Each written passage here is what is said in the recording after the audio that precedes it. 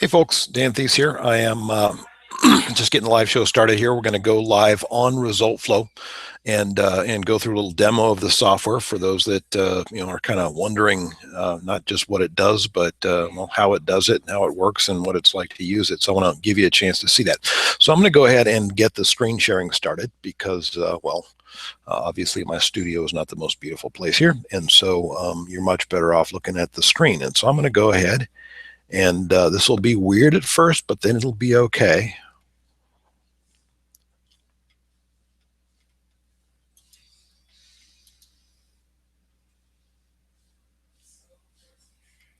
Okay, and I'm going to make sure that that's actually working right and looking right. Okay, that looks like it's working right and looking right. So I just need to reposition my windows real quickly here so that I can work on the right screen. And so let's make sure we're going to the right place here. And so, yes, so we are looking right now at our ResultFlow instance, and this is actually what we call our reference instance. So this is the one that we've actually got set up with the built-in workflows that we sort of use to prototype things before we ship them out and you have them to release in the main version. So actually prototype things elsewhere and then install them in here so that that we can give everyone the same machine.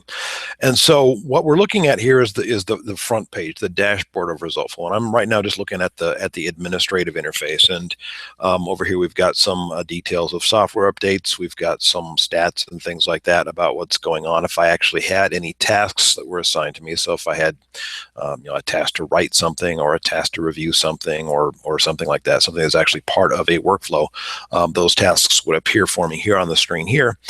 But where we really want to go to is over here on this side into the personas. And the persona is, it's kind of an older concept. It's a concept that's left over from when this was built as a process management tool for us to actually do human writing tasks, to have staff writers for whoever was using the software be able to work through and do just their assignments and actually compose all that stuff and publish it. And we're in a different state now. We have a lot more automation, and so we have two personas here. And so we have reference workflows for content creation, and I'll show you those in just a bit.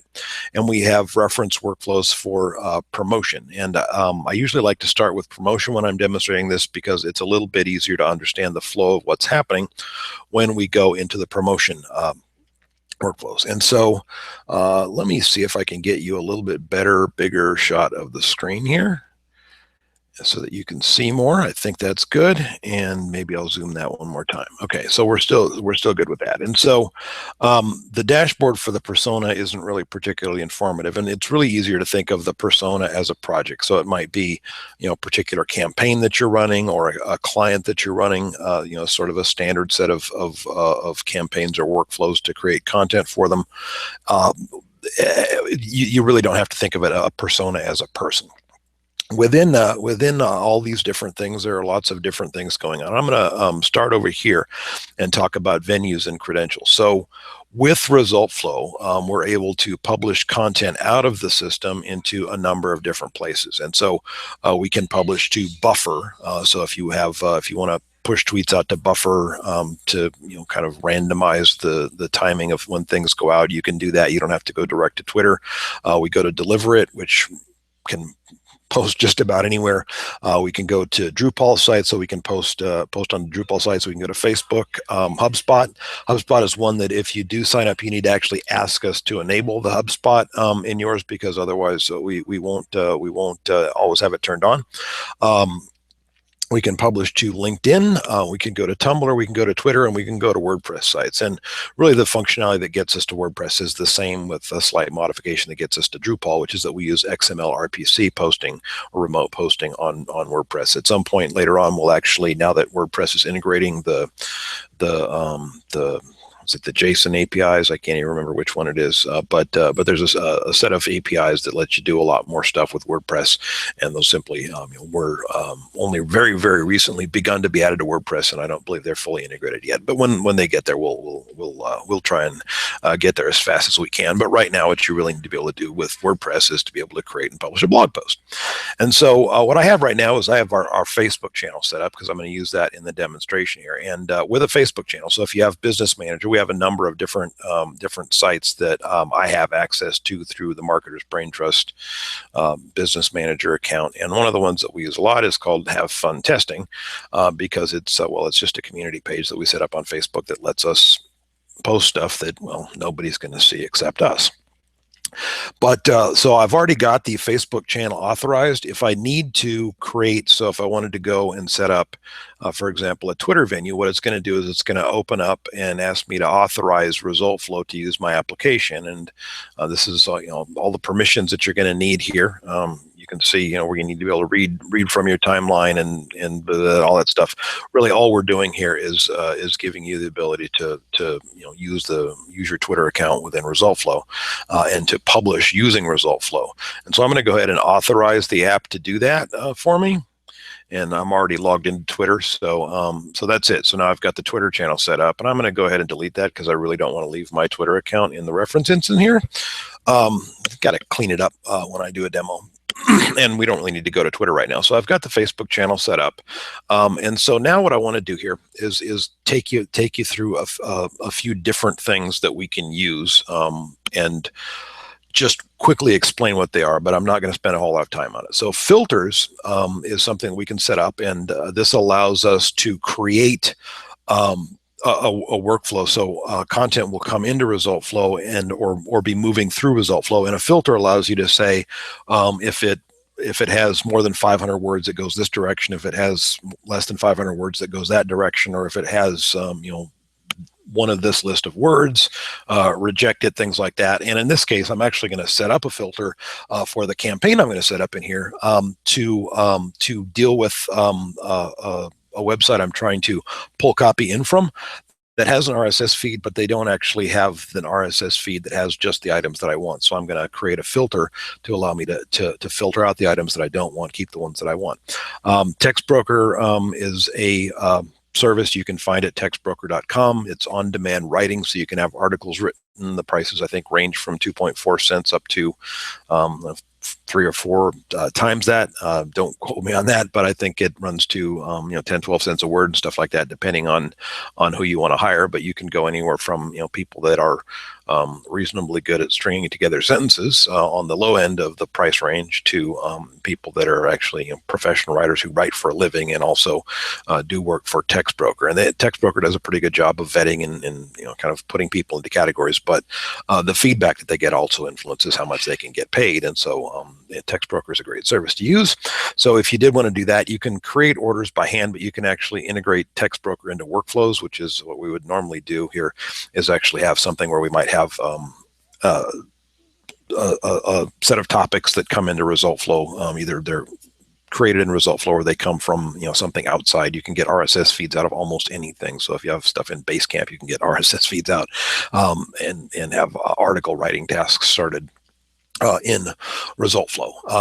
MTurk is the interface to Amazon Mechanical Turk. We don't have any of the credentials or anything that's actually functional in this reference instance.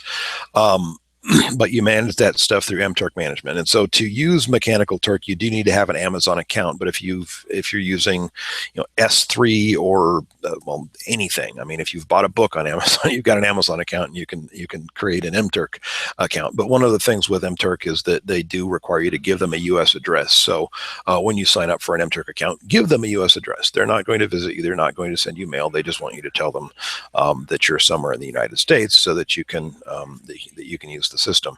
And MTurk is really one of the things that's enabled us to produce amazing kinds of content and do so with ridiculously low cost. And this is something that really up until last December, so December of 2015, we didn't have the ability to do the kind of stuff that we can do with MTurk now, because we really only had a few basic templates for hits, or the tasks that you issue to people through MTurk. And now you can basically create any kind of custom MTurk task that you want to, and we have people doing all kinds of things. So we have people having MTurk workers fill out surveys and give them a quote that ends up becoming part of a larger blog post of what are people saying, how are people reacting to this thing, and for a buck or two, they can put together these really big, beautiful, beefy blog posts that are doing really great as link bait, clickbait, share bait, and being able to do that kind of stuff for to create a piece of content that's going to not just perform in the long term in terms of having keywords on it for long tail traffic, but also to something you can actually draw traffic in and get shares and grow your audience with is fantastic. Because in order to do content marketing, you need to be doing content frequently, and that's really the only way to grow and build an audience rapidly and have an audience that's sustainable. And adding epic content or really super high end content is great, but really the way that we look at it is having a site with lots of really good and really interesting and really compelling and attractive content is better for us than having a website that's got 5 pages on it, but those 5 pages are super awesome. And from an SEO perspective, that's better. You've got a lot more pages with a lot more content, so you've got a lot more keywords and a lot more long tail search that's going to come in. But also the same thing, the social marketing that you do to try and build an audience these days, whether it's Twitter, Facebook, LinkedIn, Google Plus, you name it. Having more content that you share more frequently allows you to build a bigger audience faster, and of course, more things you share, the more things can be shared. So members is where we add workers to the system, and I think right now the only worker on there, if you wanted to know Leslie's Leslie's ResultFlow email address that you could send him an email he probably will never read. It's there, so he's the only worker that's assigned in here right now that in the reference instance, because when you get yours, you don't want to have our workers assigned in it. That would be weird, because then we'd be getting your tasks. But you can add workers to it. So there really are at this point only sort of 2 user roles. So and one person can be in both roles, but there's the administrator, which is really the owner of the instance, and then there's the worker account. So there's really only one login that controls all of the setup stuff right now, and everything else is workers. And workers we can give workers access to the work by persona. So if you have one person that's allowed to work on this client, and the other person is not allowed to work on that client, you can control that kind of stuff and make sure that they don't have access to more stuff than they should be working on. So what I'm in here right here is the template section. And so a lot of things that are done sort of under the hood in ResultFlow happen as the result of scripts. Now, I'm going to show you a very simple script in our promotions section, because this is where you're not likely to mess around with the MTurk scripts very much, except to do some very specific edits to specific areas of them. But this is something where you might actually enjoy playing with it. And so this is a script that we use to send out a Facebook post. And so in here where it says assign intro, I can basically write anything I want to. So if you recall the example that I used in the first lesson of UTE, where I talked about posting content to Facebook with the Moz Whiteboard Friday event, this is where I would put that little bit of blurb of text about, hey, if you're wondering why I would do this, click here. You can add that in there. And then this script, and this is called Free Marker Template Language. It's very easy to use. It's very easy to learn. And so we just pull data out of the document that's coming in, which in this case would be the Whiteboard Friday post that's coming in. We'll add my intro text. We'll either include the title or not. And for the purposes of Moz, I'd probably remove that title. And then we have the link to it. And that's really all there is to it. We do have a link shortener in here. So it appears that Twitter is going to continue to count links against your character limit, but not attachment links against your. Anyway, we do have a URL shortener, so we can produce shortened bit.ly links in here inline automatically in your scripts. And if you want to add campaign tracking variables to those, you can do that as well. So I'm going to go back up here and oh gosh, unzoom a little bit, but so this is the full set of scripts that we use for different things. And so I'm going to show you this Twitter post one because it's the only one I think that's actually got anything kind of built into it. And Twitter is a little bit tricky. So the script, and again, you don't have to screw with this. You can just use the one that we have. This is pretty universal. The only thing that you really want to change here is maybe if you don't want to say yesterday. So this is for one that's posted a day after we've posted something. So we post a follow-up that says yesterday, and then it has the rest of the stuff that we would do. You can add a hashtag here, and that would automatically go into the tweet that you send out. And so most of this stuff is just about dealing with the 140 character limit and the fact that we have to hack our way around knowing that sometimes we might have something that we're trying to. In this case, we're automatically using the title of the item that we're linking to, and that's not exactly the best thing that you can put out. It's effective, but if you can actually have somebody write a tweet, that's better. And well, that's one of the reasons why we have a script over here. We have, well, I'm not going to hunt through the list of mturk scripts because this is kind of a twisty maze to me. I don't spend a lot of time working on the mturk technology side. Leslie does that, but we actually have within here somewhere, we actually have people pulling out different parts of the post where we actually get a tweet that we can write. So this is the mturk scripting for the rich summary. And the rich summary is the blog post, and I can actually show you what they look like. So this, this is a website that has rich summaries on it. So I'm going to go ahead and open one of these up. And so actually, this one is a good one. It's a one that's just been done in the last couple of days. And so what they're doing here is they're taking either articles or YouTube videos, and they're selecting those, and then those go into a workflow where someone on, I think this is all Mechanical Turk, by the way, there's someone writing a tweet that's going to go out about this article. Somebody's writing a brief description of the article. And then we actually have someone else pulling out key takeaways from the article. So this is something that I believe for Phil, who's doing these, I think the cost on these right now is somewhere around $1 a piece to produce them. It costs a little bit more if you don't do as many of them. It costs a little bit more, so more like probably $1.20 if you're not doing a bunch of them, because there's some cost involved in actually reviewing the content that comes through from Mechanical Turk, because not everybody's going to, whether they're your staff writer or whether they're a Mechanical Turk writer, not everybody's going to give you everything that you want. But we actually, within the ResultFlow system, and we use this a lot, we actually have multi-Turker workflows. And so what that means is that we have someone selecting key points, and then we actually have 3 people reviewing those key points and answering simple questions about that. And I can show you what the script looks like. It's mostly just plain text. So please rate the article and rate the quality of the key takeaways on a scale from 0, which is the lowest, or to 3, which is the highest. And so we can actually set up a rule here. And what we normally do is if the 2 is good and 3 is great. And so if we've got 3 people that give it a 2, that's 6 points. And so we would pass that one through. But you can also have a human editorial step in this where all this work kind of just stacks up, and then you have a VA or somebody just go in and approve the stuff that they want to approve, and that gives them a chance to, if you want to, just edit that stuff. But really, you can if you want to build, essentially build a machine that builds websites on autopilot here if you wanted to. That's a little bit more on the gray hat side of the world than I am, and I do like for us to try and add value. So the workflow rules here is just a listing of all of the different workflows and things that are going on inside of this persona. And you will never look at this screen unless you're trying to build something experimental and you've lost track of what you were doing, and then you might actually want to get the list.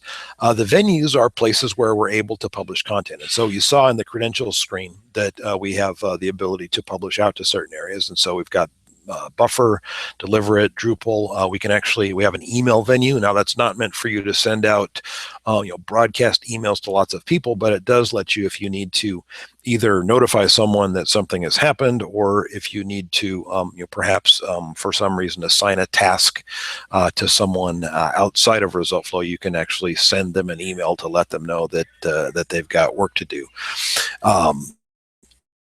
Some people are actually trying to pervert this and warp it into things like a website downtime alert system. Don't do that. Don't do that. This is really meant to actually be part of the work, either part of your marketing workflows, and maybe that's emailing your agency to tell them that the post is ready and it's time to place the ad, or whatever the case might be. We can set up a Facebook venue, HubSpot, LinkedIn, RSS, and venues where we can actually put RSS out. And right now that's really meant only for cases where we want to take the output from a workflow system inside of ResultFlow and pipe that right back into another one, because we're trying to do, something super complicated like write newspaper articles or a book. I don't even know who's doing what with that. That's really on the super advanced end. But we do have a few people that do need that and do use that kind of stuff for client work. And right now, it's about a 50-50 mix of users between consultants who are, or agency people who are actually using ResultFlow with multiple clients in their instance. And so, for them, the segregation of personas is important. And one of the things that you cannot do by mistake here is set up the wrong Twitter venue or the wrong Facebook venue, because the credentials that you set up are actually limited in scope to the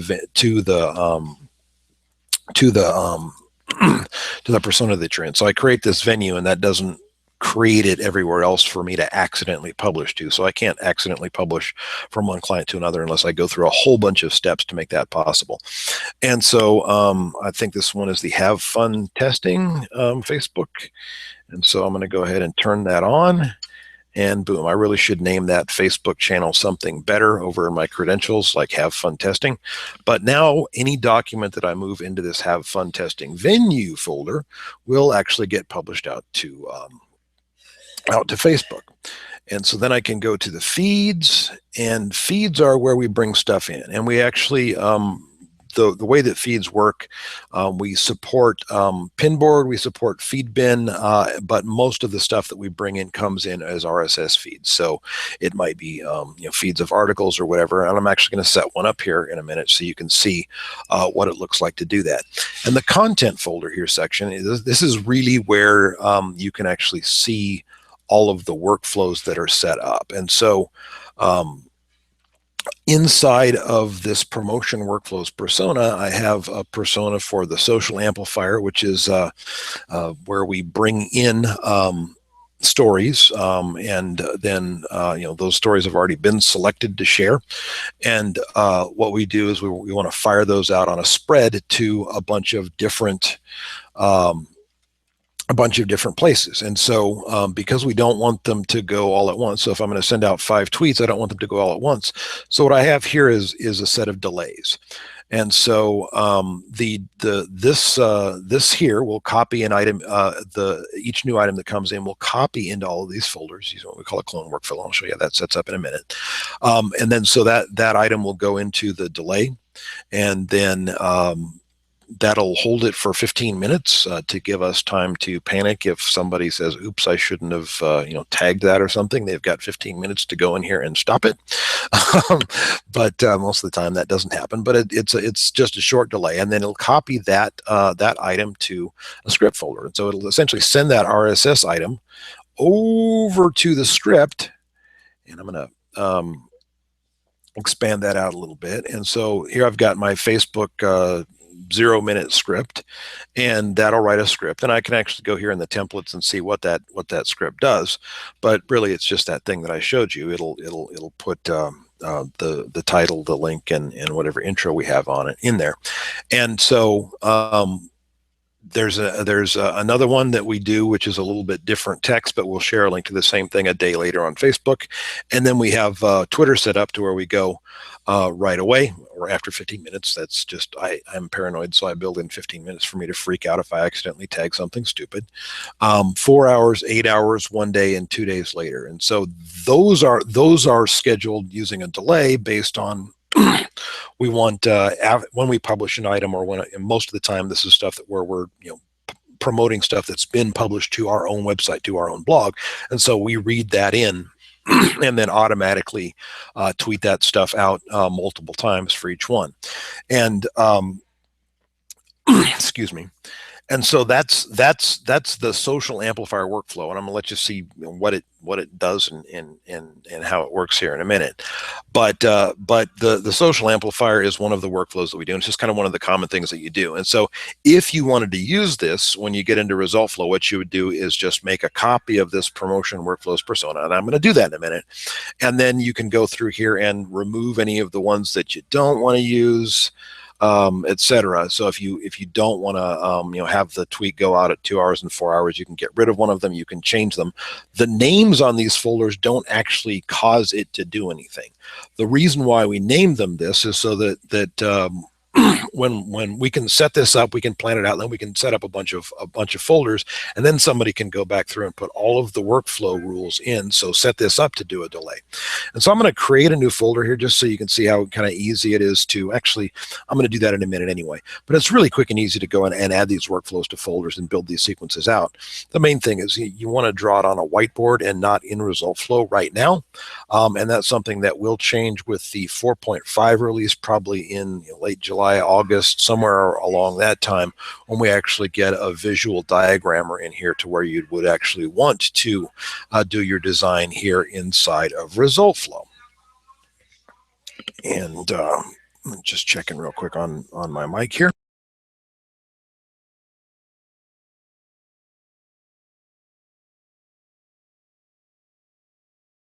And so you can see here, I've got a dashboard for the persona, and then I'm going to go back all the way up to the main dashboard. And the other workflow set that's in here, and I'll show that to you real quick just so you can see it.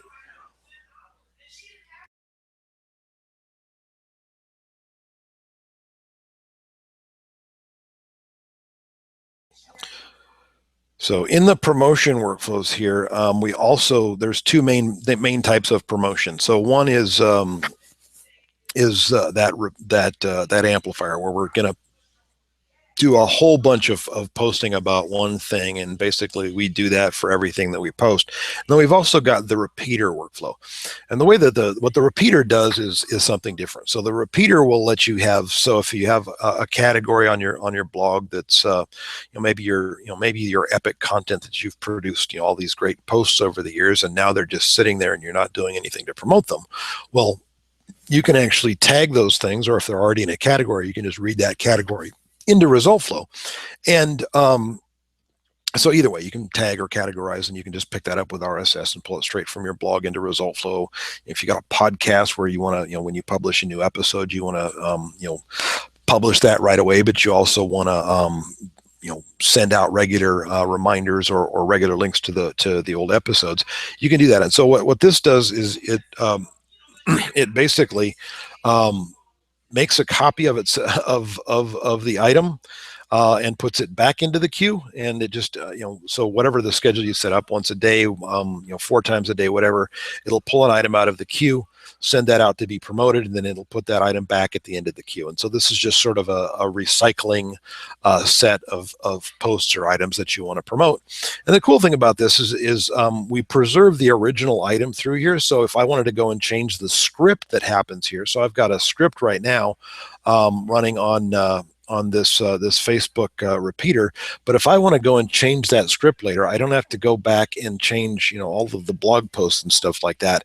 It'll keep running them through, and just automatically when we change this script template, we'll change what goes out in those messages. So you can make a change that changes your messaging going forward without having to go back and do a whole bunch of rework. That's one of the advantages of having templates in here, because a lot of our users have a lot of clients in ResultFlow, and a lot of different content workflows going on, and a lot of different personas. And so obviously, if that was all being managed at the level of each individual step, that could get very cumbersome. But we're we're able to have a folder structure up here in the templates that makes it really easy to keep track of that.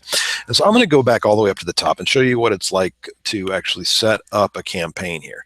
And so I'm not going to go in and do a bunch of setup in Mechanical Turk. I wanted you to see kind of that we have those pre-built templates for doing that content. So we've got a pre-built template for writing abstracts, which is that summary description, which is usually 100, 150 words. It's a couple of paragraphs, and this is what it's about, who it's for, and why they should read it. And that's really all you need on a Facebook or LinkedIn post to make that a lot more appealing and to get a lot more engagement. Like I said, stuff that goes out with an introduction of some kind, as opposed to just a link share post where it's like you just clicked share and you didn't write anything. 5 times as much engagement on those. And so it's really I keep saying every little bit counts with content, but it really does. Every little bit of content that you can add, 8 cents worth of content, 12 cents worth of content.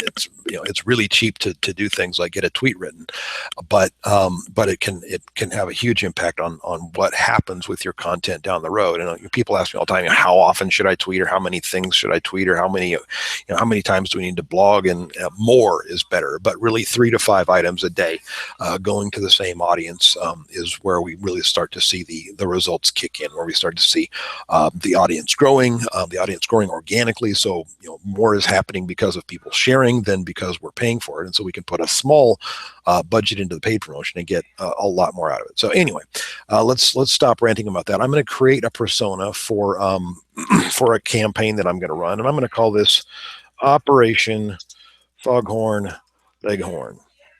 Not for any good reason. I'm just going to do that. Now, if you have people working on this and you had, maybe lots of writers and stuff like that, you can use the description to say, like, who's this for, who's the client that we're writing for, what kind of content are we after. So you can use these fields for that. Most of the time, we don't do that at all, because most of the time, obviously, when somebody is doing work for a client, they're usually very intimately aware. And a lot of the consultants, they've got small teams using this tool, and of course, all this automation really means that they're probably going to keep a small team a lot longer, because they simply don't use much human labor input into managing content creation and distribution and promotion, all these campaigns for their clients. So I'm going to go ahead and create this. And when I do that, I'm going to copy from the promotion workflows. And so what that's going to do, and this is, by the way, something that is a brand new capability that Leslie just created for us recently, which makes this the easy button thing kind of easier, is now I've gone and made a copy of that. And so what I have now is something that's got all these content creation and all of these promotion workflows set up and built into it. And so you can see I've got the, or I don't have the content creation ones because I didn't copy that persona, but I've got all these these social amplifications.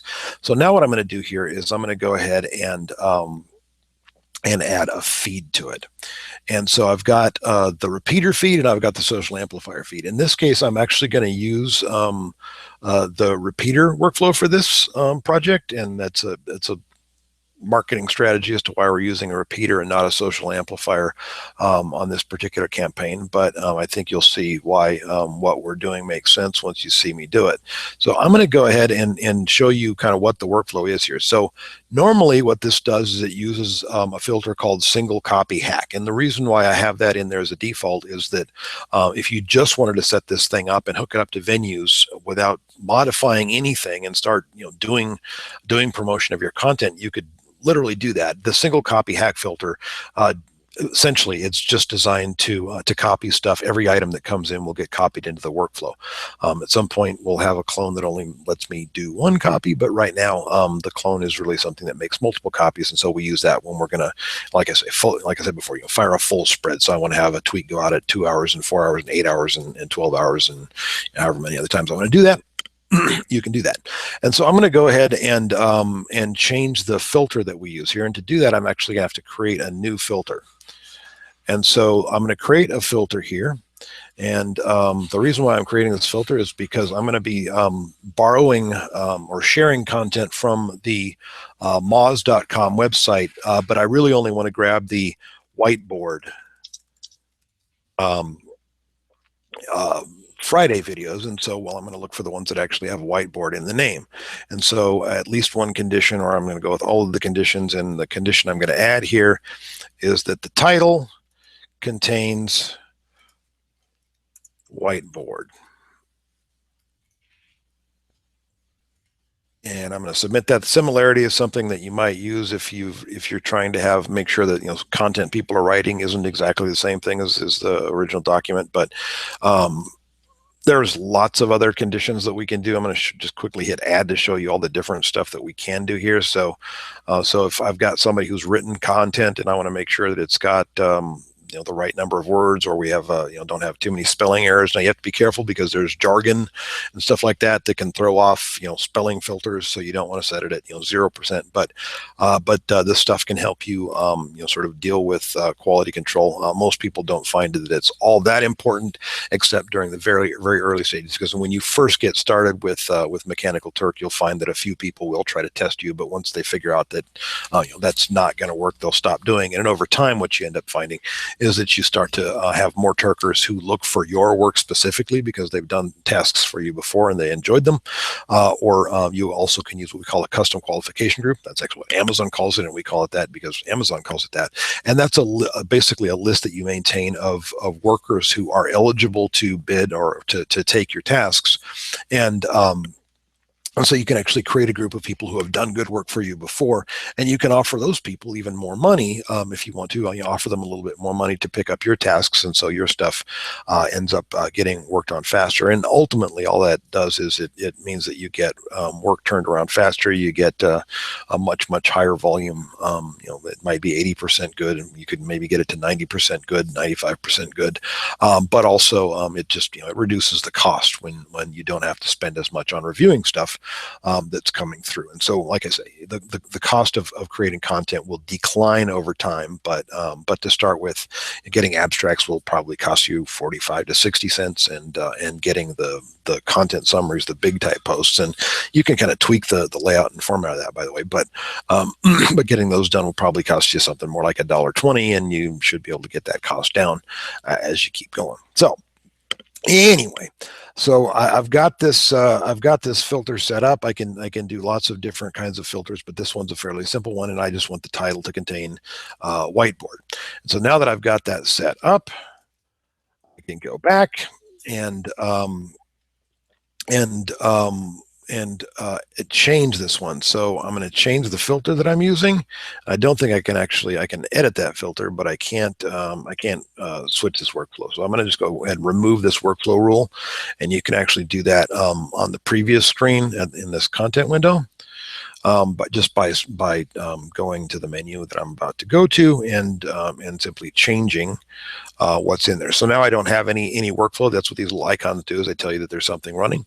And so I'm going to run a workflow rule for this, and I'm going to set up a filter for this feed. And I believe it's directly on the folder. No, sorry, it operates on documents in the folder because it's reading the document, and that's a filter. And then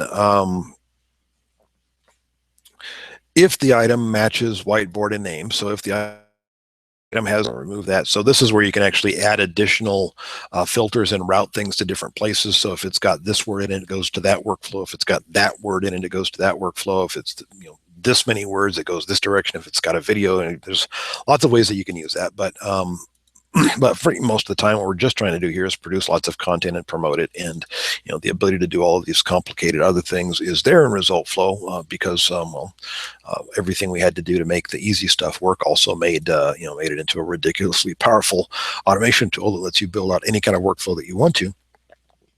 And then, so if that item matches, then I'm going to go ahead and move that into the repeater, and I'm going to move that into the scheduler. And so that's B1. So the B is the repeater, and so all these things will have a B in it. And that's just for me to make sure that I know that I'm putting stuff in the right place. Sorry, once again, I'm clicking the wrong place, but that's set up. And so now I've got anything that comes into this feed, I can create that workflow rule now. And so now anything that comes into that feed, if it's got that magic word in it, will get copied over into the workflow. And if it doesn't have the magic word in it, then it won't. And so what I'm going to do here is edit this feed. And that's because I want to get a very specific kind of specific RSS feed into it. And I think I'm going to find that over here. So we're looking at Moz, and they've got a category on their blog for the Whiteboard Friday post that we want to grab. But because they're not using WordPress or any of those kind of, sort of off-the-shelf CMSs that have a feed, or maybe just because they really like using feedpress.me, maybe they're business partners, I don't know. Anyway, they've got their feed over at feedpress.me, which basically presents us with a little bit of a problem if we were just going to try and put this into an RSS reader, because, this is the full fire hose of everything, and that's not what we want from them. In fact, almost nobody's going to want everything that they ever publish, right? You'd probably like to be a little bit more selective about what you're going to read, and so it might be by tag or by category or whatever. But I'm going to go ahead and just grab the feed address here, which, by the way, if you go and just look at the source code on any web page, just for those that don't know RSS at all, view page source. And there will be a link rel equals alternate somewhere in there, and that's usually going to have the RSS feed, which is where I found this to go to go put this in here. So I'm going to go ahead and take this this thing right here, and I'm going to add that feed to my feed folder, and I'm going to test it. And that little green check mark tells me that it's working. I can go here and edit it, or I can remove it if I want to. I can hit refresh on that if I want to immediately have it populate. I'm not going to do that just yet, but I'm going to go ahead and save it. Actually, I should refresh it now anyway, just for fun. And that's not instant. We don't run constant polling on RSS, because that's not the way RSS works. It is not a push; it is a pull. And so we pull at the most every 15 minutes. And there's some, I believe, that we don't actually pull every 15 minutes. But what we do is it's HTTP compliant. We send it if modified since, and if we get back it's not changed, then we don't ask for anything else. Well, all we're really trying to do is pull in the new items anyway. And so in my repeater feed, I might have nothing, or I might have a bunch of stuff. And when that loads in, then the filter will go through it, and that will actually move stuff into, and I'm just going to go until I can leave that there, into my content folders, into my repeater, and into my scheduler folder. And so once that refreshes and pulls that stuff in, I'll have something that actually goes over there. And so feeds, I'm going to go and edit one more time and hit refresh.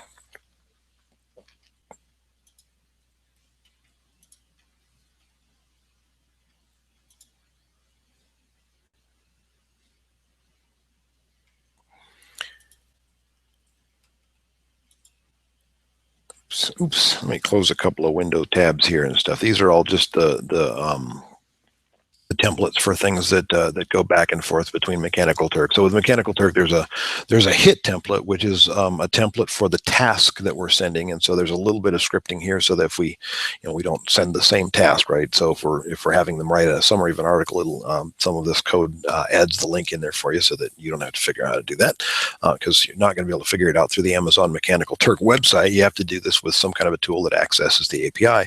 And so we've tried to make that as simple as possible, but we do expose the ability to edit these scripts if you want to change it. So if you don't like the way that this is worded, so please help us write a short article summary for a news and information site. If you wanted to be more specific about the topic of the site, it's fairly easy for you to go in here and edit this stuff. And as long as you don't mess with the stuff that's in brackets, you really can't break anything. And of course, if you do break something, you can always just make a copy from the reference persona that's got all of the workflows in it. And so this one might actually be might be waiting for the next 15 minutes for this to refresh and come through, because this is not, again, not something that actually operates in real time. But I'm just going to go ahead and think maybe it'll give me something new, and maybe it will, and maybe it won't. This is all the fun of doing stuff live. And so when that comes in, though, what I'll get is one item I think there's a couple items in the feed. So there'll be one item that doesn't have whiteboard, and then there'll be the item that does, and that will go into my promotion workflow. So I'm going to go ahead and assume that given the time that we're at right now, we're not going to get to watch that one actually refresh, because I think it's going to be 15 minutes. But this scheduler is one, and that you can see we've got workflows set up for all of these. The one that we don't have set up here is the scheduler. And that's because what we don't want you to do is add a feed to, make a copy of a persona, add a feed, and all of a sudden it starts running. And so for all of these, we've got someplace where you actually have to go in and configure it. And so in this case, and by the way, in the setup guide, we'll show you, if you're using these reference workflows, exactly where you're going to go and do that, so you know what to do. But this is the scheduler, and what the scheduler lets me do is say, okay, I've got this list of classic posts, or I've got this list of pages on my website that I want to promote in a regular rotation. And so what do I want to do is I want to actually have that run on a schedule. And the scheduler is, well, it used to be, cron expressions. And so this is a little bit easier, and this is actually going to improve a little bit. But we've got the ability to say on a weekly schedule, so we can have it run Monday at noon, Monday, Tuesday, Wednesday, and Friday at noon, and then we can add that time, and then we add another time, and another time, and another time. So you can basically have it run arbitrarily different schedules to go at different times of different days of the week. You can also have it just go every so many hours, every so many days, or every working day. And there is a place in here where you can specify the time zone. It's going to default to the time zone of wherever you happen to be. So I'm getting -5 here. And then you can also set stuff to go, the first day of the month. So if you've got an announcement that you want to go out at the start of the month, or, who knows, right? Depending on the business, there's, use cases for even maybe sending out a message every year. Not that many. And you can have that do one item or more items. So, if a lot of people use schedulers with incoming feeds of articles, just to say, once a day, take 5 of these and send them on over to Mechanical Turk, and let's get abstracts written. And so that you can kind of control and meter the amount of work that you're getting done by using schedulers in front of your workflows. And the workflows, for the most part in here, have schedulers already in them, and that's how you turn them on. So over here in the social amplifier, all of this other stuff would run when you turn it on, but it actually uses a set of schedulers, and these are set up so that we don't flood the channel. The idea being that we just have it run every hour. So if I set this up and add a workflow rule to it, then I can operate directly on the folder, and it's a scheduler. And that's one where I just set it up to go once an hour, so you don't end up emitting to Twitter more than once an hour. We do know it's a requirement actually for some people, and we're not among them. Our clients, for the most part, aren't among them. Some of our users have clients that want to be able to publish a lot more frequently, because they're kind of in the business of blasting Twitter or whatever. And so we're going to get that down to something where it's more like a 15-minute increment or whatever. I'm not sure exactly what the final decision was on that, but right now we can run these things in increments of an hour. But you can have delays running in increments of 15 minutes. And if you really, really, really need to get, to Twitter on some kind of a weird, funky schedule, I would encourage you to just pipe this stuff out to Buffer and manage that schedule in Buffer. But either way, you can run the scheduling in here, or you can run it outside. I'm going to go ahead and jump over to the screen here, and oh, come on, Google, and see if we've got anybody with any questions. And I'm guessing Google's not going to let me do that. So there's something too meta about what I'm trying to do. Let's see. Is there anything else that I wanted to actually show you in this during the time that we have?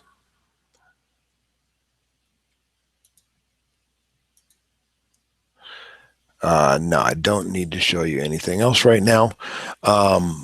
So that's, I guess I could probably walk through kind of the basic concept of how work gets done in ResultFlow. And so in ResultFlow, the feeds are the front end. So the feeds are the kind of the hopper that we throw things into. And the feed folders can be, just straight RSS feeds from websites. They can be RSS feeds from all kinds of different things. You can get RSS feeds out of almost anything. If it can be connected to if this then that, it can be turned into an RSS feed. If it can be connected to Zapier, it can be turned into an RSS feed. If you can put it into Google spreadsheets, you can have a Google spreadsheet and actually turn that into an RSS feed. So you can actually, if you need to upload things, there's actually a way to do that and pull that stuff into ResultFlow as an RSS feed. And we've got lots of users in our inner circle group and with our larger user base that have done exactly that kind of stuff. So it's a powerful tool. It can do a lot of crazy things, but the simple things that it does are really, really effective for the kind of content marketing that we've kind of settled on over the years with a lot of testing. I mean, I've been doing content marketing for more than a decade, and this is the way that we really see, and the results from our clients show. You can invest a small amount. So if you have $300 a month, $500 a month, the $500 a month budget is really kind of the minimum to be able to produce enough content and distribute it enough and do enough advertising to be able to actually start growing an audience that's going to continue to get bigger every month. It's going to continue to bring more traffic every month. That's going to continue to help you add people to email lists. And really, at some point, the budget for doing more content becomes less important than the budget for doing more advertising. And so, really, $100 a week is a giant budget for content and advertising. And we talked about in the lesson 2 of Universal Traffic Engine in that video about what we used to and pretty common costs, and lots of people happy to do it, but it added up to about $1,500 a month, about $300 a week to have this done with a part-time marketing assistant / writer. And the thing, what we can do with that now is so much more by using ResultFlow. One, just to manage the process. I mean, that's been a huge cost savings and efficiency for us as an agency to be doing content with our staff writers through and having ResultFlow to manage the not just the editorial stuff, which we're still moving some of that into ResultFlow right now for some clients that have kind of custom writing stuff going on, but also to be able to pull stuff in and have work done on MTurk to where our writers, our high skill, high touch people are able to do a lot more, because rather than go and read the article and write the abstract and all that kind of stuff, they can read the article and edit the abstract that someone else has done, and so they can improve the quality of the content. But we don't have to use nearly as many of their hours on that, and so they can do a lot more work for a lot more people. It's a huge kind of multiplier of the investment that you make. And it really doesn't matter what kind of campaigns you're running. We have people that are in here where their feeds are the RSS feed from a YouTube channel where they're doing video curation, and so they have somebody come in. And actually, I think part of what we're seeing over here with these YouTube videos, and Phil he's done thousands of these things through thousands of posts like this through MTurk by now, and so I mean they've done just a ton of it, and you can see, I mean, this one is fairly new, but he's been at this for a long time. This post from today has been read 2,500 times, and that's not, by the way, just the people on this thing, because there's only like 20 or 30 of us on here right now, and at most, and it's been shared 50 times. And again, that's not us, that's not robots, that's actual organic sharing. And so, why do people pour this much content in? It's because you get this kind of traffic from every single, I don't know, that might not be that, this might be an especially good one. But it's brand freaking new, and so it hasn't had a whole lot of time to get a whole lot of places. But what happens? Why is this worthwhile besides the SEO and the rankings, and everything in here, every word in here is potentially part of a long tail query. And if you were searching for something, so evidence-based dyslexia research, and you landed on this page, would you be happy that you got here? Probably you would. If you've got so many different long tail queries that they're mining here, and I'm not going to go into their analytics because that ain't none of your business. But I don't have that much pull with our clients.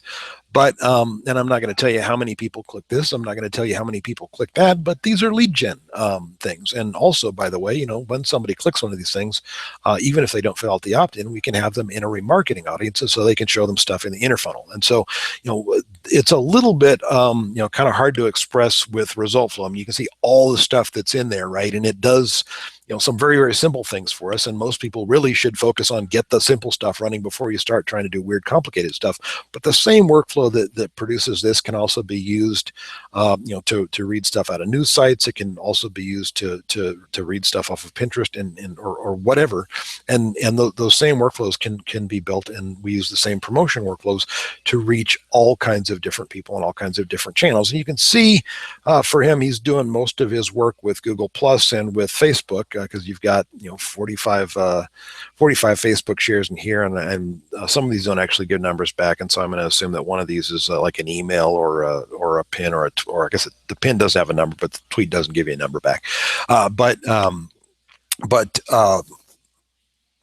this is why we do it. It's because you do this for long enough, and the audience continues to build. And early on, I'm going to be honest with you, I don't expect, assuming that you're in reasonably good shape on running something like AdWords, most of the time you can ramp up your AdWords to at least a break-even state fairly quickly, and you can, mostly these days, especially with the way that AdWords is changing, you're kind of in a lot of cases, just fighting to keep it there or slowly improve that. But the thing with with organic amplification, the thing with SEO is initially we're pouring into it to build the audience, but before too long, it flips, and when it flips, it tends to flip really fast, and the growth starts to really take off. But if you're not going to do the right amount of activity, if you're not going to produce enough content, it really doesn't work. And so, the epic content thing is one of those things where I'm not really trying to argue with people about the value of doing epic content, because it clearly has value. And look, I do epic content for a living. I mean, if you want to call a software demo that I'm stumbling through, because I spent half my day trying to figure out if I could do it live on Facebook and had to fall back to Hangouts.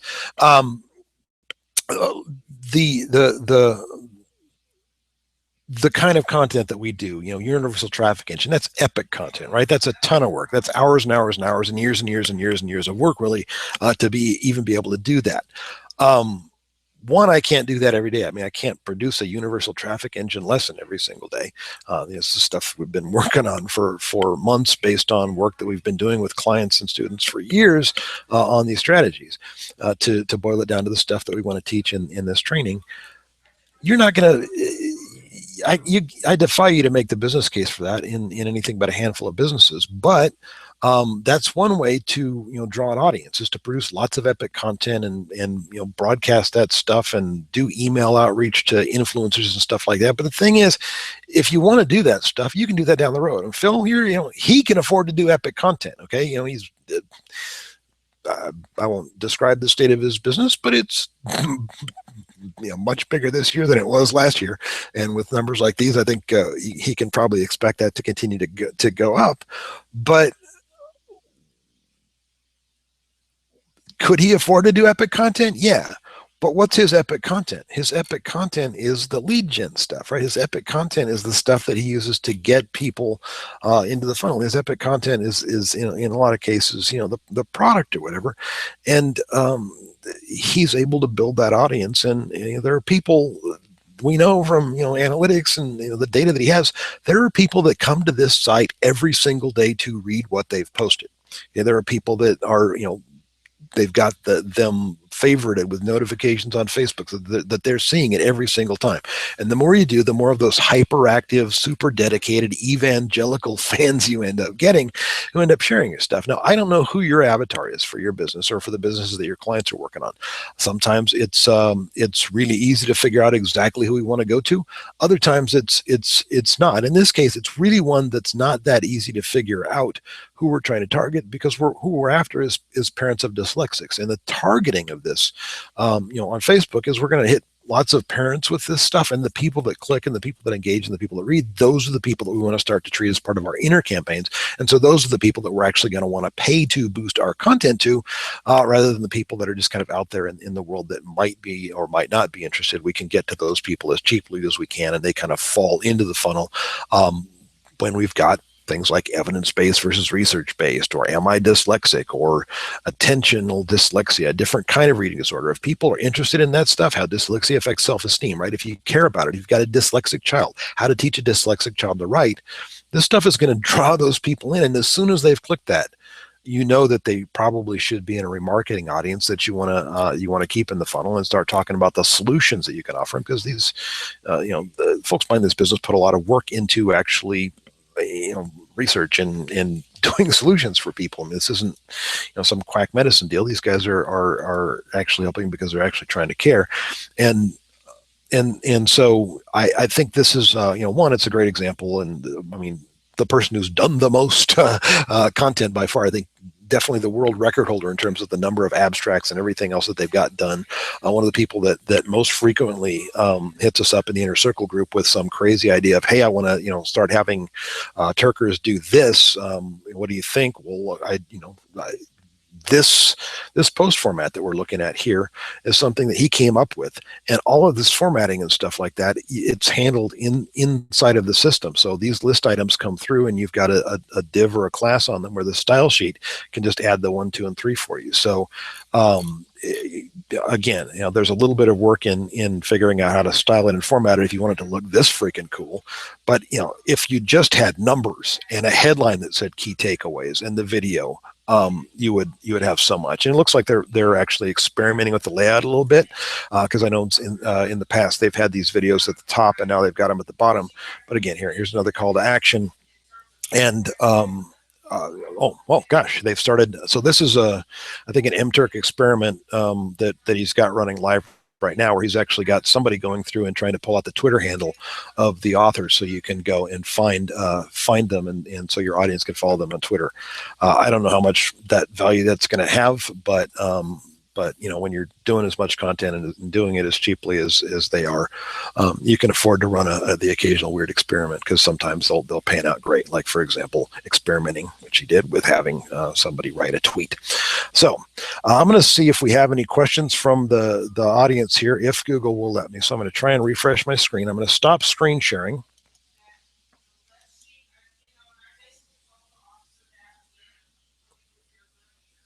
And see what we've got. So, okay, so we do have some questions, and I just wasn't able to see them. Oh, come on, there we go. So I'm going to assume that I'm live. So, Joseph, you're asking about using the copy from Persona, and actually, Joseph, you've got an existing instance, and so we don't install it for you the same way that, and so we don't have this stuff shipped into you guys yet. As most of you are running stuff that's at least this complex or more, but we will actually have the ability to pour the workflow structures in there so that you can set those up. And Joseph, you're also so how are we doing the weekly emails from the venues to automate email marketing?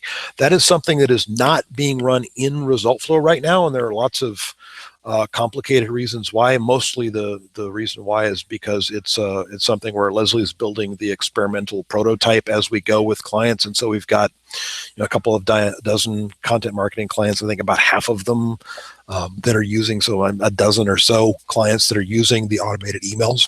But that's actually that's actually something that's not currently running in ResultFlow, and we're working on how do we get that in there. If you want to, I know you're in the Inner Circle, so you can ask Leslie how he does it. But what we do with that is we've got some kind of RSS to email thing, or RSS parsing thing that Leslie's got set up, which is going to form the guts of the thing once we have it plugged in. And so I don't think I've actually got an example of one of these that I can show anybody, because they're all clients or clients of our ResultFlow clients, or clients of clients, right? And I know I don't have permission to talk about clients of our clients, because we do white label and stuff like that for people who really aren't meant to be out front. But also I don't really know if we have permission from any of our clients to show you their email newsletters. But what we do is we've got something like well, heck, I'll just show you on the Marketer's Brain Trust website, because that's a good place to go look at one. I'm just going to pull up the news section. I think news is the one I want. And so we've got this set of stories that have been published, and I didn't read these, I didn't write these. I mean, this is published by staff writers, and so this is mostly just stuff that's meant to be of interest to people that don't know us yet. This is mostly targeting that outbound audience. So somebody hits top tools for email marketers, then we can take that information and add them to a remarketing audience that says they're interested in email marketing. So if I wanted to later go and actually offer them a solution. So the short answer is you'll have to talk to Leslie about how to do that. But what the system that he has does is he's got a tool that reads the RSS from the category. It grabs the most recent however many items. It grabs the feature image from the first one. It grabs one more item from a blog category, I think, which is normally, I think, called or tagged promos. So if they have a sale or something like that, we'll just take whatever their current promotional offer is, stick that in the email newsletter. So that all gets formatted, and then we use something as a temporary measure called Email Octopus to send that out through Amazon Simple Email Service, Amazon SES. And so once upon a time, I used to be allowed to touch all of this technology and build and design stuff, but Leslie told me not to do that anymore, and so he doesn't let me fool with that anymore. So I can't tell you exactly how that's being done, but it's all. There's no extra format or anything has to be done. It reads the RSS, and there are things out there right now that'll do that for you. It's just right. We'd actually like to be able to plug it into ResultFlow so that we can, close the loop and actually, at some point have the email newsletter get composed in ResultFlow, and so it might have different items and not just automatically pull from your blog.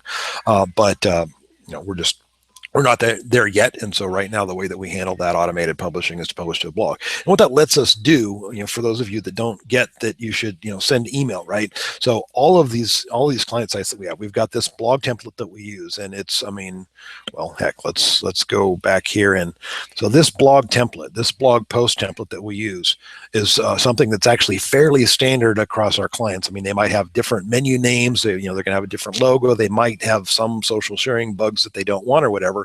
But basically, this is the post template that we use. I'm going to go ahead and turn the screen sharing back on, because I think this is worth, if we're going to spend the next 15-20 minutes that I've got this thing scheduled for showing you anything, I might as well show you this, because doing this, just using, and by the way, as a ResultFlow client, you actually do have the ability to clone and use this exact blog template. If you're not a client, we don't have the ability to give you all of the paid plugins that we have licensed to share with our clients. So sorry, we can't give this away for free. But it is something that kind of comes with ResultFlow that I really didn't mention. But okay, flip that around. Very good. And so if I can zoom that in a little bit. And so, we've got the name and all that stuff, but the biggies here, and this is on all of them, is that we've got these little sharing bugs. Now, you'll notice here on this one in the quick reads category here, where this is just an abstract. And so we do publish these things to the website, and they do draw search engine traffic, and they do all kinds of, good stuff for us. But mostly we're publishing these things here to catch people and get them into remarketing audiences. So we're doing abstracts, and these are, published on the blog, but they're also, social posts going out to promote them. The stuff that actually gets the most social action, stuff like that, is either the feature content or what we call commentaries. And so I don't even remember what category the commentaries are in. It's under this one. So the commentaries category is when we actually have longer posts, and we're not currently doing any of Phil's rich summaries yet on our site because those are something that's fairly new. So we're not doing key points. What we're doing is we're having somebody write up a commentary and kind of describe. And really, this one is one where I'm really happy with what the writer did. And you can see this one is brand new today, and we actually haven't been pouring as much content into it as Phil has, and we haven't been been pouring as much budget into promoting it as Phil has. But this one is literally brand new, and it's already been shared a couple of times on a couple of channels. And again, that's not us. This is brand new post that just went up. If you look at some of these the other posts that we have, and this is all universal traffic engine action here, and I'm kind of getting jealous of Phil's audience. But so here's one where it's just it's a case study of a client who I can't even remember what it was. I think this was just we actually got them to add a call to action on their blog that we were driving all the traffic to, and that added $7,000 or something like that. But 38 shares on that, and so what we paid to promote this on Facebook was tiny compared to the amount of exposure that we got. So a lot of the time we get 10, 12 times as much traffic for free of what we paid for. So we might pay to reach 1,000 people. We end up getting to 12,000 people because of people who share and share and share and share and share. And so, just in the past year, we've gotten this number is I don't know, more than double what it was a year ago when we started running all of this stuff through our website. But you're really not. Your goal isn't really to get more Facebook likes, right? Your goal is to get people on the mailing list, which is what this does. Your goal is to get people engaged and get people to share. And depending on what state your business is in, you might want this to be a sell stuff. You might want this to be an opt-in. There's lots of different things that you can do with it, and you can add any kind of call to action you want to your post templates. That's really easy to do in WordPress. But we really like this template that we've built. Leslie calls it the super blog. I call it the reference blog template because I'm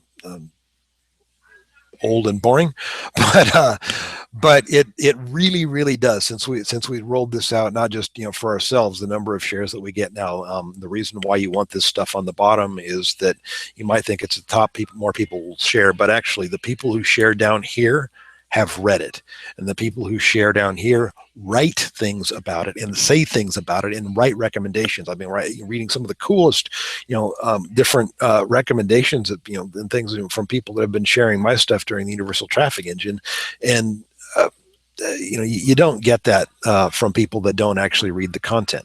You get that from people who have read the content, and so a lot of testing has gone into this, not just by us but by a lot of other people. But this is where we want our social buttons, and the related posts and all that kind of stuff. The more of this kind of stuff that you have, there was actually a great article, and I'll figure out some way to actually share that with everybody. As part of the third lesson, because it's so instructive, the way that we get sucked into these kind of vortexes of these viral content sites and spend much more time on them, not only than we intended, but much more time than we think, and share a lot more stuff. And that's just one of the things that happens as you build your audience. That really starts to happen a lot more, and you start to get more and more kind of the raving fans and the people that are really into whatever material you're sharing, because they're really right in the center of the bullseye for your target audience. And the more of those people you get, the more of their friends that they bring, and so on. And so it really is kind of a virtuous cycle. It's really for me, it's what do you want? Do you want to keep going with kind of the treadmill method? And by the way, I mean, I get, right, you need cash flow. So sometimes we have people who have been building audience, and they get a shipping container, and oh no, right, this is more red shoes than we wanted, or whatever, right? Lots of things can happen in your business where you need to blow something out. You can shift all of the budget from your outer campaigns into your inner campaigns if you need to boost the sales in there. You can do that, because stopping the promotion for a week or even a couple of weeks doesn't actually stop the audience building. Now, if you stop the flow of content and you stop everything and you do that for too long, your audience will start to forget about you, and you will have to spend some money to kind of reactivate them and bring them back. But building an audience, even if you stop spending at some point on the advertising, you've got a big enough audience that your organic sharing gets you lots of traffic. Again, the math on it is so ridiculously good that there's no reason not to spend 10, 20, 30 bucks a week at least promoting the content that you produce. But the biggest thing is continuing to keep that stream of content going. And the only way that we've ever been able to get that to work at any scale is if we can do, like I say, 3 to 5 items a day, do lots of content, be there frequently with stuff that they're interested in so that they share and they tell their friends and they get to know you as somebody that they know, like, and trust, which down the road, when they're in a remarketing audience or when they're searching for you and they see your name on AdWords, it makes a big difference. And one of the things, by the way, and I hate to present this as a benefit of the content marketing strategy, but the online clothing retailer that I mentioned in the lesson 2 video, those folks, for a year and change, almost 2 years, have been running AdWords ads, and they've been doing break even or better. But what just kicked in about a month ago is they finally got to the point where their audience is big enough, and their organic presence and their presence on the web, that doesn't depend on organic just ranking for 1 or 2 magic keywords, right? Their presence for that is actually big enough now that their brand name gets searched. And their brand name gets searched so they can advertise on it, and they can, with the ad that they can run. I wish I could show it to you, because the way that the when you are the brand and you're running brand ads and you get all of the site links and basically the entire page is filled up with your stuff. Let me go look for a brand that I don't have anything to Home Depot that I don't have anything to do with. Well, theirs is actually gosh, great big site links on here, great big site links on here, and a knowledge graph. But when you see what this looks like on an iPad, when you see what this looks like on a phone, boy, and one of the things I'd love to figure out how is actually pipe my phone screen into this thing so I could share it with you, but that'll happen, I guess, down the road. But look at how much they get here, and the clicks here are costing them a nickel or a dime, but they're able to get people to exactly the right place. So if you're looking for a store locator, if you want to go in online shopping, they've got their promotion events going on. They got 2 sales going on that they're advertising. They've got reviews. They've got ads. I don't know why they don't have Google Trusted Shopping. That's I'm sure they've got enough transactions to do it. But being able to actually have brand search enabled, and that makes such a big difference in the amount that you can get out of your AdWords campaigns, because one of the places where things break down all the time is you've done so much to build a relationship, and then they search for you, and somebody else's ad shows up on your brand and yours doesn't, and because you can get broad match that way. But anyway, I just I thought that was really exciting when that kicked in, because it meant that we finally had a significantly better budget to play with, because now that we can kind of see the value of pouring the traffic into the inner selling system and pouring the traffic into the middle campaigns. At that, what really is, AdWords at best is a little bit better than break even for retailers for the most part. But to actually be able to see the value of, we've spent this money to acquire customers, we've spent this money to acquire an audience, and see that stuff all start to pay off to where now they've got a run rate that's over $1 million a year. Anyway, I'm sorry. I mean, I'm not trying to claim that that's a typical result of anything that we do, because that requires a lot of work. It requires actually having a good business plan and all that kind of stuff, and managing your expenses and everything else. But to be able to participate in the traffic generation strategy and be able to have had an impact on that with the universal traffic engine system is why I show up and do this stuff. So let's see if we got any more questions in here. I don't think that we have any more. So Joseph, thank you. If I have a Mac, I can take my iPhone or Android and open QuickTime. When I open QuickTime, I can share my phone screen. See, cool. So I didn't have to figure that out by myself. So content marketing, build an audience so that Joseph will show up and answer your questions for you, so that you don't think of the time that I've saved by getting that answer. And thank you, Joseph. And thank you. I mean, I know that none of our ResultFlow users actually had to show up for this thing, but I see that a few of you actually did. So appreciate the moral support. And I think we'll be seeing most of you on our Inner Circle Hangout. That's something we do with our Inner Circle folks. It's not every week, but it's almost every week, where we actually do a live hangout on Thursday, so that we can kind of figure out how to do whatever people want to do. And so, yes, do I encourage you to sign up for ResultFlow? Absolutely. If you want to sign up for ResultFlow, we have a couple of special offers going on right now. It is normally the price of ResultFlow is $497 a month for the full enterprise edition with LinkedIn and HubSpot and mTurk and all of the stuff that is in the instance that you just saw demonstrated. but that's available, and we do this periodically. So this is not like this is the last time you'll be able to get this price. You'll be, in fact, you can still get this price through whatever, I think through the end of the day, Friday or Saturday of this week, through the end of the Universal Traffic Engine training. We'll have this price, and that's $297 a month. So it's 40% off. But you can actually prepay for a year, and it's $1,782. And so if you can scratch that together and prepay for a year, you actually save a ton. I mean, you end up it's basically half the cost of the monthly plan to get it for a full year. And when you do that, we also immediately invite you into our inner circle group so that you have you're live with us on our Slack chat, which I'm not going to show you because I was told I'd get killed if I even opened that thing up on an open hangout, which is probably good because messages in there that show up aren't always for everybody, but we do have it's a group channel, so all of our inner circle ResultFlow users are in there, and most the vast majority of our users are annual prepaid, and so the vast majority of our users are inner circle. So it's exclusive, but it's not that exclusive because most people end up deciding either to start monthly and then go to an annual once they realize how much they're going to use it, or they go annual because they can see the savings right away. So to get the monthly, you go to seobt.co, not .com, seobt.co/ResultFlow. seobt.co/ResultFlow is the monthly plan, and seobt.co/ResultFlow2 with the number 2. That is the annual prepay. And like I said, the annual prepay will get you into that inner circle group where we have the kind of the hangouts where we brainstorm and figure out what we're going to do. We've got people trying to do all kinds of crazy stuff, write books, trying to figure out exactly how far we can push this MTurk thing, because we really haven't run into any limits of how much content we can produce, what kind of content we can produce, and what kind of quality we can get. I mean, people on MTurk are amazingly good at what they do, considering that we're only paying a little tiny amount of money most of the time to do a little bitty task. But if you can decompose the job into a bunch of little different steps, you can probably get it done with MTurk. And I think crowdsourcing an entire book is a little bit of a moonshot, but being able to crowdsource things like a weekly news summary or heck, a full industry vertical news site is something that's just waiting for somebody to decide to do with this.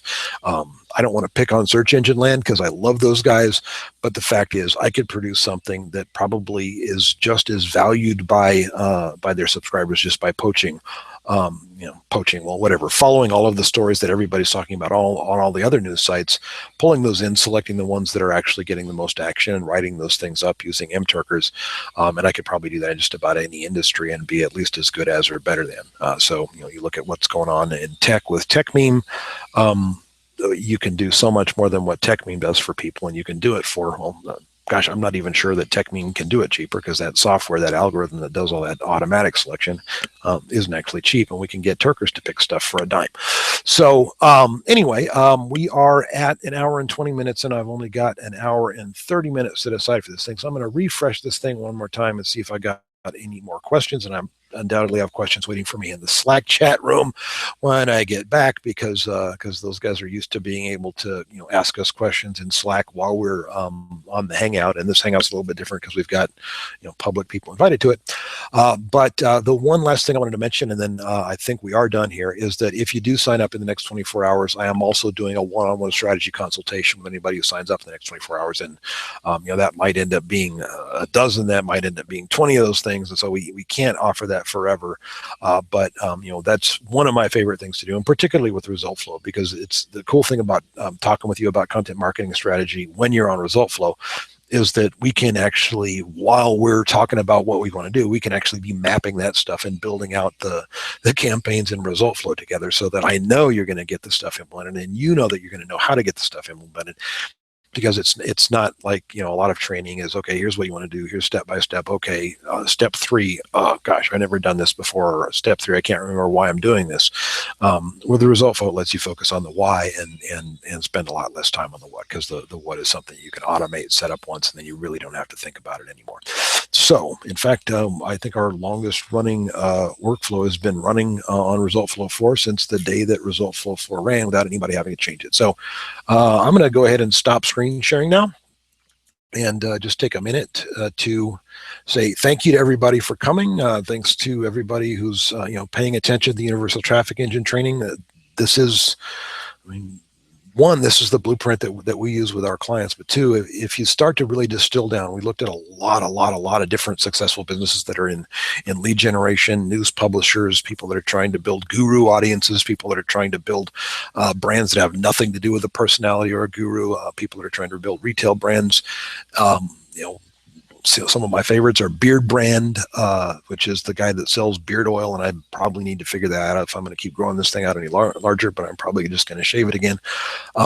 Nasty Gal, which is an apparel brand that literally was built from scratch through social media, and they did all of that stuff through this kind of content marketing. Now, Beard Brand has a lot of epic content. That is to say, they've got lots of 2 or 3 minute YouTube videos of somebody putting their stuff in their beard, but when I categorize that kind of content, I really treat that as pre-sale content. So that's the kind of, that's not epic outreach content. That's just stuff that's really cool for people that would actually use your product, about how to use your product. But oh, by the way, if you continue to feed that to the people that actually use your product, and you pump that stuff out to them on Facebook, and they also had some remarketing going on with YouTube and display, but all they're doing is showing, again, the same stream of content to people over and over and over again, so that those people share. And you've got a beard too, so I'll share this beard video with you. These kind of 3 levels of interlocking campaigns is how you build a real growth strategy for your business that doesn't depend on you just continuing to raise your budgets and continuing to raise your bids for AdWords search ads, where I'm going to be honest with you, unless you're a retailer doing shopping ads, I fear for you if your business is heavily dependent on AdWords and you are not putting resources right now into something like this to build an audience that's going to give you independence from that. Because we just saw a dramatic change in the way that Google's laid out the search results, that in a lot of markets doubled or tripled the cost of being on the search result page at all per click, and that's not a healthy state for things to be in. I know at least one person that's had to basically shut their operations down for a while because they're not able to run profitably on AdWords, and all they're really doing right now is just doing content and trying to build up an audience and do what they should have been doing, a year ago or 2 years ago when I started telling them they needed to do it. But I understand that we're talking about you making a significant investment. We're talking about spending, maybe $300, $500 a month or more to do content marketing. We're offering you a tool that lets you do that, do a lot more of it for your budget, but it also, of course, that tool uses up a piece of budget. I understand it. So if you do have questions about this stuff, if you're not sure, exactly how it fits with your business, drop me an email, dan@marketersbraintrust.com, and I'm happy to talk to you about it. We won't be able to do a full, hour-long strategy session where we map out everything. But if it's jump on Facebook Messenger, jump on the phone for a few minutes, or just, chat back and forth by email or Skype or whatever, I'm happy to do that, because I love doing this stuff. I really believe in the ResultFlow software, that Leslie has been building this thing in a fantastic way to really deliver the kind of work that I need to be able to get done to get results for my clients. And so the last few releases, every time it's just been kind of a little dance for me, because it's okay, now I've got this and I can do this, and so a lot of the stuff that used to be just kind of like crazy ideas, and gosh, this would be so much better. It'd be so much better if I could have an email go out that was triggered by content, and I knew the schedule of that in advance, and then I could actually do multiple promotion events off of that email. Well, I can now. You can email out a newsletter. You can add a promotion to the blog, and you can have automatically going out to Facebook and going out to Twitter an offer that matches the same thing that you're sending people an email. And that will cause more people to go back and open your email. That will cause more people to click your ads. When you start to see hit people in multiple channels with the same message, there's a huge effect of that. Reach times frequency, guys. Reach tells, but frequency sells, and you need both. And you cannot rely on continuing to use things like paid search to access markets.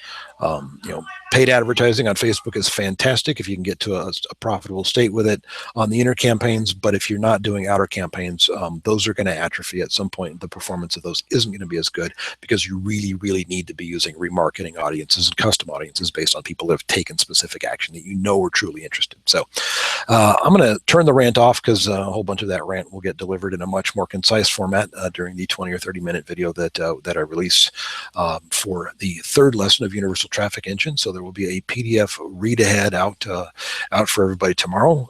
If we can get all of the tech stuff that needs to go into a couple of the demonstrations of the blog install that we want to be able to show you actually how that happens, and I have to actually have somebody do that.